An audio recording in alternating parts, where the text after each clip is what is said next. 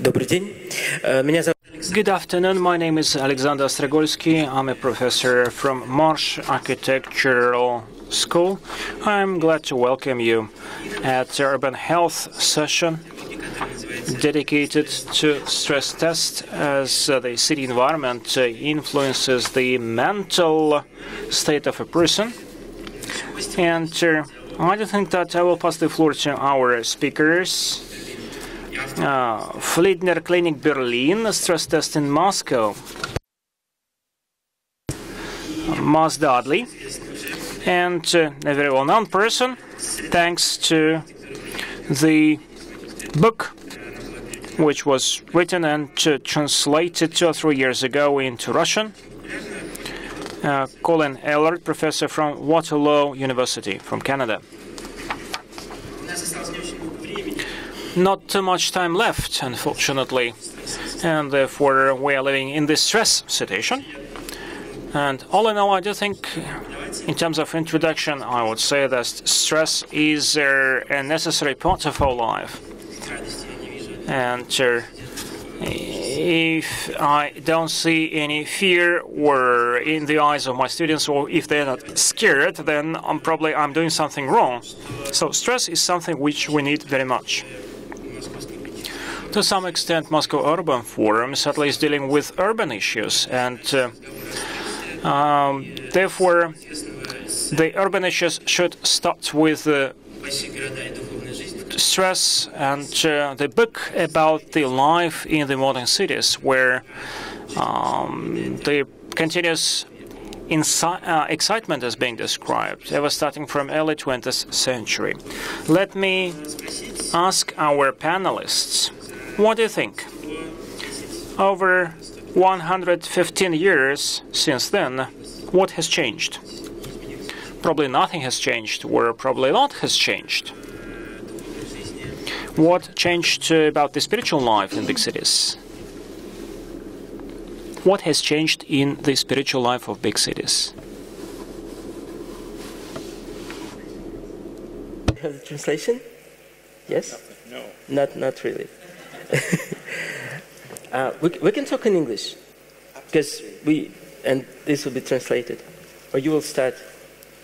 Well, I'm happy to start. First of all, thanks for inviting us to this wonderful panel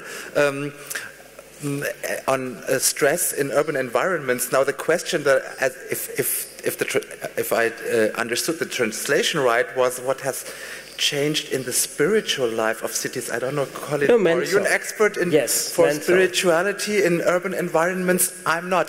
But I'm a stress researcher, and I can try to cover this question, which is a little bit funny. If you mean by spirituality our system of values, and then I must say that's probably something which is very inherent to a city and doesn't really change very much throughout time and throughout the different courses of history. At least for my city, Berlin, which has experienced tremendous changes in the past decades. Spirituality, if you want to name it like that, the system of values has remained very stable. For example, that creativity is of utmost importance, much more than economic stability or wealth. So, to put it in simpler words, spirituality, and now I use this word, spirituality is probably something which makes us resilient towards the stresses of the city, because if you have clear values to look at and to follow, then the ability of our mind and also of our brains to cope with stress and to be flexible in life is much higher. Но в то же время But at the same time, some people think that resilience to stress, this is also some state of ignorance and some negativity. And when we start more creative and more spiritual, so in this case, it's different. So, Mr. Colin, how do you think? Here we have more knowledge, creative knowledge. Do we have some requests to our environment? Is here some unsatisfaction from citizens towards our environment? Slightly different tack to the general question, and what I always think about is the fact that what a city is, in some ways has remained stable, but in other ways has changed a great deal over recent history. For example, cities have become much more concentrated, more dense. They have a wider variety of people by virtue in part of the fact that many more of us have migrated to urban environments. And I think my perception, a little biased as a psychologist, is that we have become very expert at designing many of the different types of infrastructure that we need to build good, functional, high-density cities, thinking of things like transportation, energy, water, and food. And we've, I think, paid much less attention until recently to the psychological affordances of cities. In a way, living in a very dense setting is very much an unnatural state of affairs for human beings. It's not the kind of circumstances that we evolved to live in. And I think urban design needs to pay attention to that basic fact. I think urban design needs to afford support for our psychological well-being in cities. And that's really just as important as designing good roads, transportation, public transit, and everything else that a city has to do successfully. So I think returning to your original question, is there dissatisfaction among the populace about the way that cities are designed? I think one of the main types of dissatisfaction is, I think, what we've come to address here, and that is the fact that cities are very stressful. And I think there are things in design that can be done to help mitigate that stress. And as I said, not to repeat myself too much, but I think that that's something that we need to pay more attention to. В своей книге вы приводите... In your book, you say a very interesting example, which is connected with memory. And you say about this. You speak about Cicerone, about so this fact that he connects, for example, furniture with some memory texts. It seems it's very similar how citizens remember some parts of the city, and they connect also their associations with some parts of the city, and also we have a lot of objects which are not physical. For example, we should remember a lot of passwords, addresses, web addresses, and so on. And how does our modern world influence on our ability to perceive physical environment and to be in some good relations with this environment?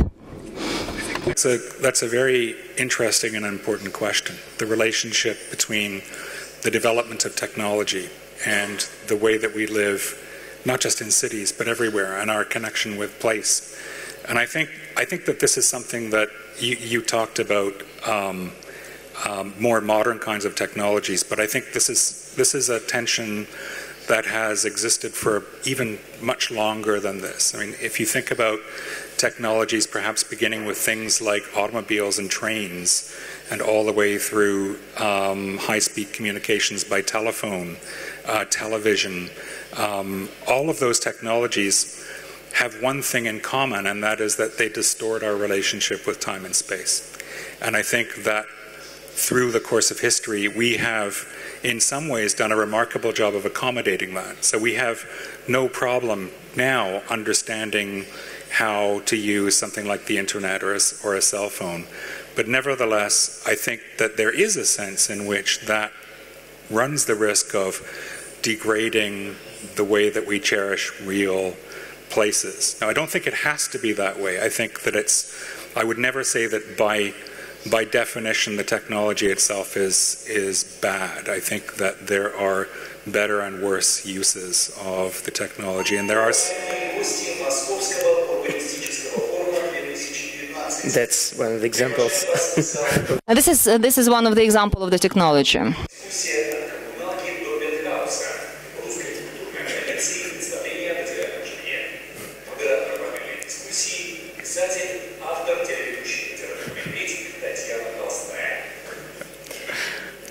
I don't know what just That wasn't happened. translated, unfortunately. Yes. But it's taken me to a different time and place.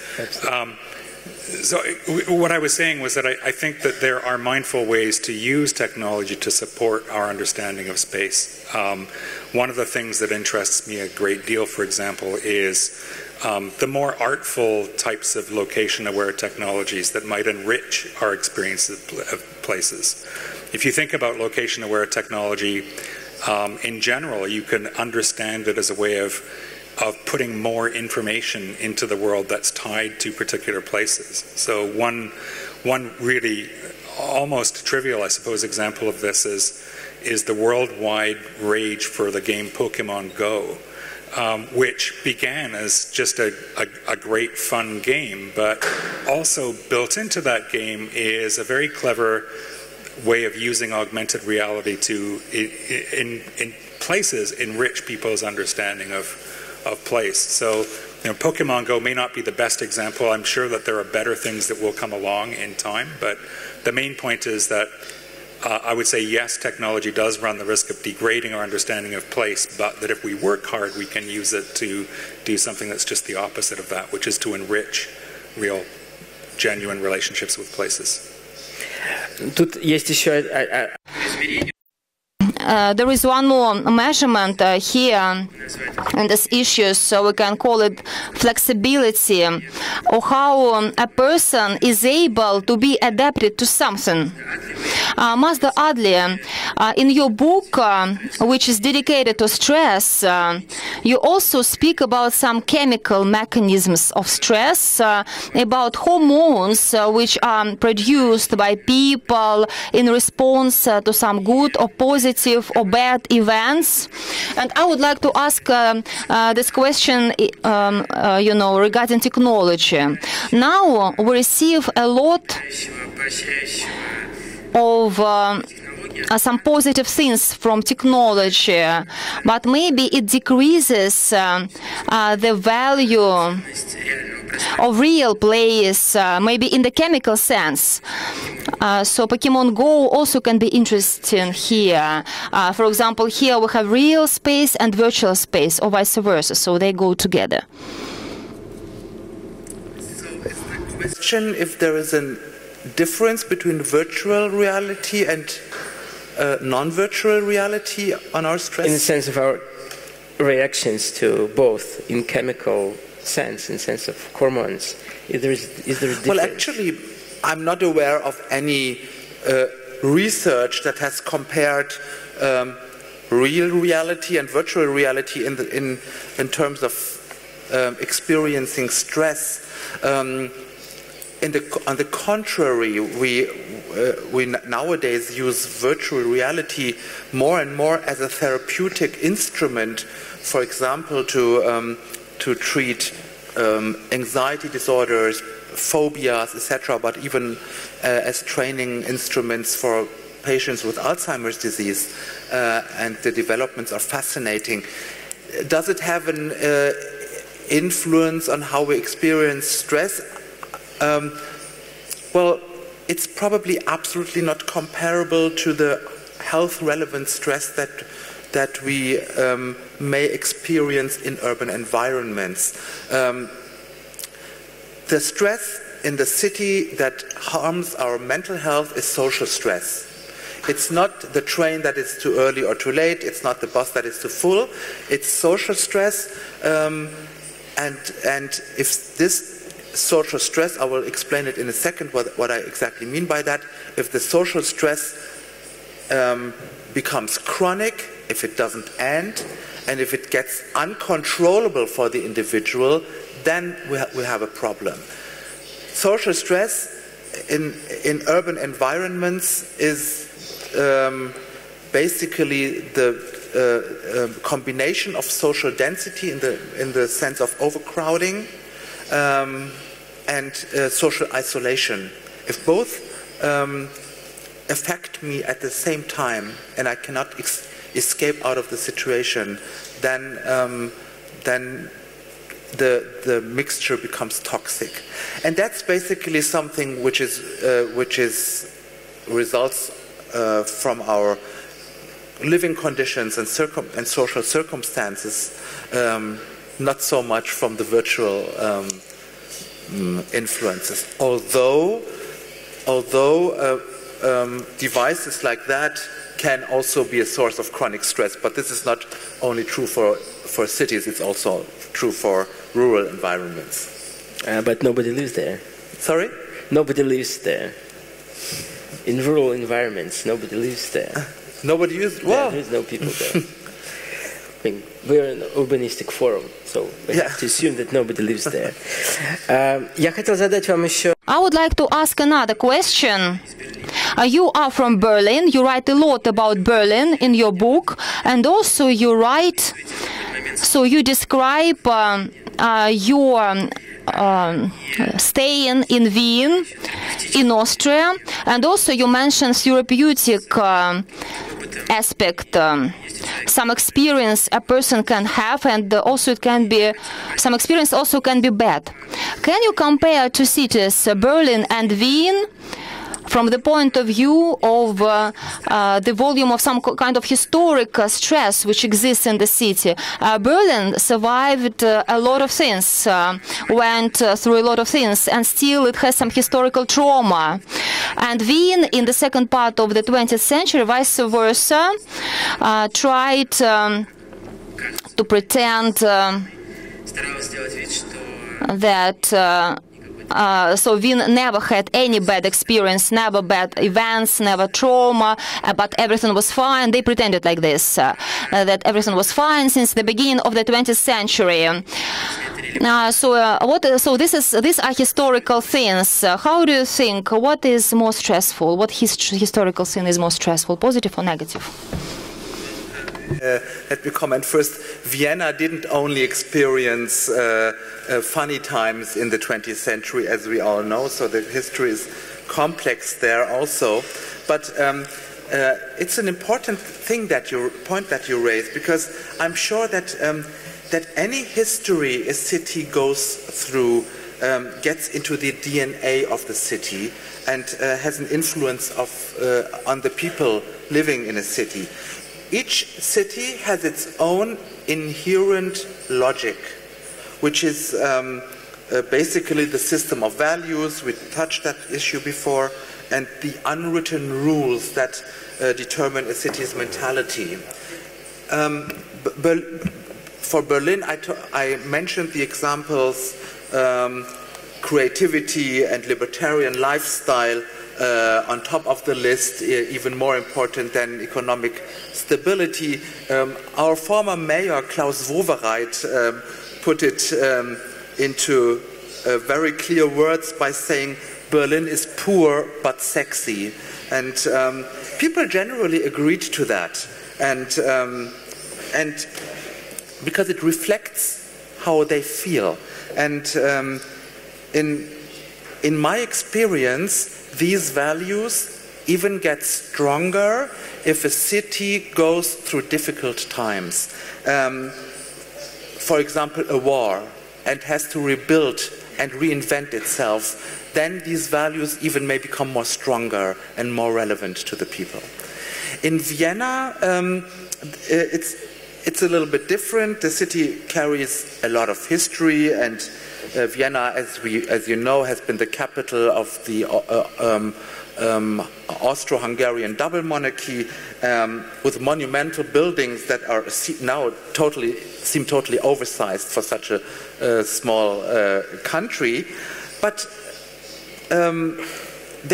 even these monuments, which are beautiful but just too big for Vienna, carry a clear historical relevance, which is part of the Viennese identity. And for example, in Vienna, no project, be it an art project, a cultural project, a political project, or scientific project, is seen without this historical context and historical weight that Vienna carries. And this is part of the inherent Viennese logic. And again, that's a very strong system and helps people to cope with the daily hustle and bustle. But these inherent logics are different between different cities, and reflect a different mentality, and also may explain why I might feel comfortable and more at home in a city like Rome, but not so comfortable in a city like Milano or so. So it's always good if your own mentality is in line with the city's inherent logic. Спасибо большое. Тут показали, да, страничку опроса. Мы хотели So here we can see questions, and now please we have an application of our forum, and please help us a very important issue. What measures are very important for us to enhance psychological comfort in the city. So here you can see, you can choose. And at Open Forum, always we have such interviews, and in the end we'll see the results. I hope that you all have this application and you can help us to participate in this issue. Now I would like to ask you the following question. We are now in Moscow. It's a huge city, and we have discussed other cities, Wien, Berlin. These are very big cities, also metropolises, Rome, Milan. So hustle and bustle of Europe, you know. You are from Canada, and maybe we have a wrong perception about Canada, because in Canada, as we think, Russian people think, you don't have any stress, only nature, nice good animals, and that's all in Canada. And is it fair? Do we think right about Canada? И возможно ли вообще города? And is it possible? Нет. So you're asking basically whether we live a happy, carefree, stress-free life in other cities Canada? Without stress? Is it entirely possible? Of course we do in Canada. No, I'm kidding. No. I think that the big Canadian cities experience many of the same kinds of stresses as any large city anywhere in the world.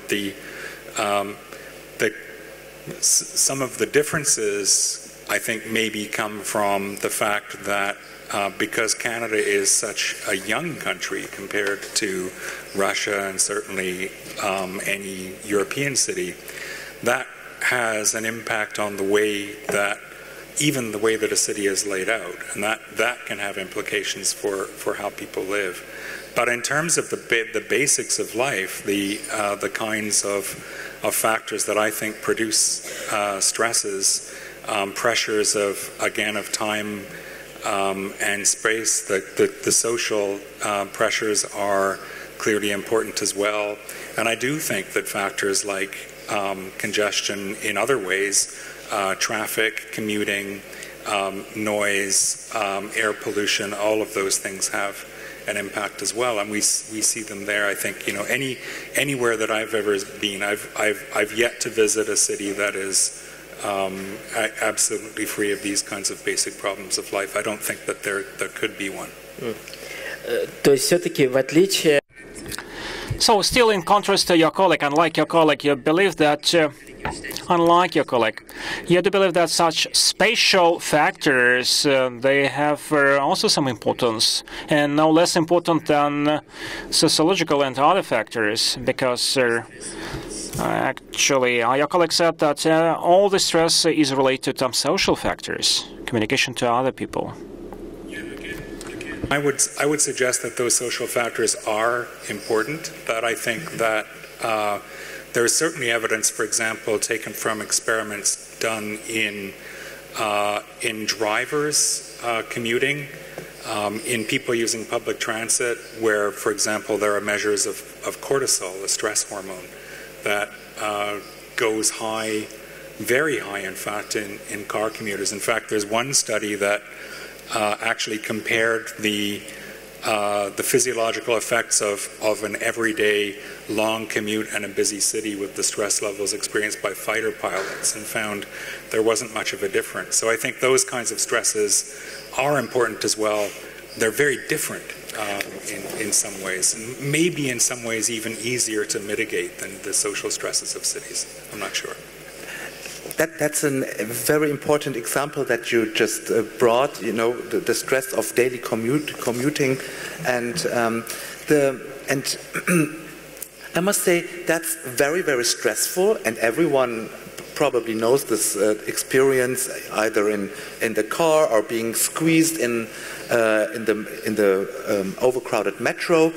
But the difference is that's not chronic stress, it's acute stress, because it's going to end after several minutes or at least several hours, and it's not totally uncontrollable, because in the extreme case you just can get off the train or just park your car and stop the commute.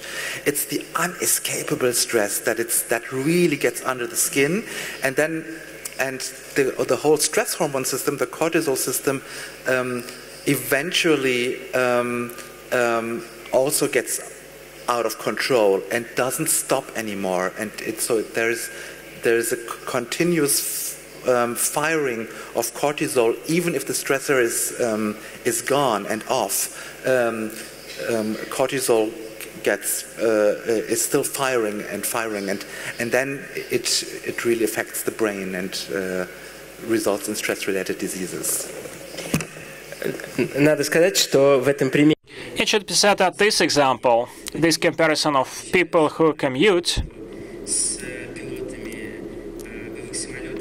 and a comparison to the jet fighter pilots, I was surprised not about the stress rate of those who are commuting, but that those who are flying those fighter jets actually is not so high. So, but as far as you are speaking about those things, and we're speaking about chronic stress, continuous stress, my question is as follows. Do you share? What's your attitude towards this discussion, which has been on for several years, about the so-called stress pandemics, that this is a big threat for at least the Western world? This is another economic factor. Stress becomes a political factor as well. And some time ago, the cities had to fight against tuberculosis, against violence, and we have to use as serious measures and as structured methods in order to combat stress. What do you think about that? In a way, it comes back to the original point that I tried to make in my opening statement, that it is the case that the modern, dense city exerts a number of stresses on individuals, social and otherwise. And I think that, as I said, it's the job of good urban design to find ways to mitigate against that stress. I mean, looking at the results of the survey down here, I see that the number one vote from the audience with respect to psychological comfort speaks to green space. And I think that in my field in environmental psychology, I think the most robust findings that we have about anything suggests that exposure to green environments can directly address the buildup of stress. And I think, you know, the science there is pretty good. And I think that to some extent people's intuitions for that, as reflected by this, is also quite good. We know that one of the ways, one of the release valves for stress in our daily lives is to spend even a short time in a natural environment. So I think that's, you know, in some cities it's already done well. Most cities have some green space. I think more and more there's realization that there are smart ways to deploy urban nature. That doesn't necessarily mean having gigantic parks in a city. Things can be managed well with parkettes. Pocket parks at the ends of streets can be just as effective as otherwise. Vacant lots have been shown when addressed with some good landscape architecture to have a measurable effect on mental health. So I think my argument is that we need to pay more attention to things like that, nature being the best example as a way of mitigating stress in cities. Well, I'm also very keen to comment the results of this poll, and it's actually good to see that urban green space is regarded as the #1 resilience factor, because we have just finished a study with my research group in Berlin, and we have examined healthy Berliners and done functional magnetic resonance imaging to examine their brain activity while they underwent a social stress task and solving hard arithmetic problems under time pressure in the scanner. They were all healthy and all felt about the same level of everyday stress in their lives. And but what we found surprisingly was that the percentage of green space around the area of their residence led to higher activity in those parts of the brain that counteract stress, that control stress, that are connected with higher stress resilience. Without the Berliners, the healthy volunteers, being aware of this difference. So urban green space really has a health impact in also, as can be measured by brain activity. Ну что же, нам... Okay, probably we have to wrap up. And the experts, the panelists, and the audience stick to the same opinion, share the common opinion in terms of what tool we may use in order to combat urban stress. This is development of interactive green spaces. So my final question to the panelists would be the following, and I hope that you really managed to walk around the city, especially Zaryadye Park. Do you think Zaryadye Park, which is the venue of our urban forum, can it be used as a tool to mitigate the stress? So this is the park in the very downtown of the city, and there are lots of cars around it, and inside the park there are a lot of tourists. How can this park be used in order to mitigate the stress? Is it a real park? Will it be helpful to fight stress? It is certainly a real park in the sense that there is nice landscape architecture, which and there's nice evidence showing that the diversity of wildlife in an area, the diversity of different kinds of plants, contributes to the restorative effect of exposure to an environment. So in those senses, it's good.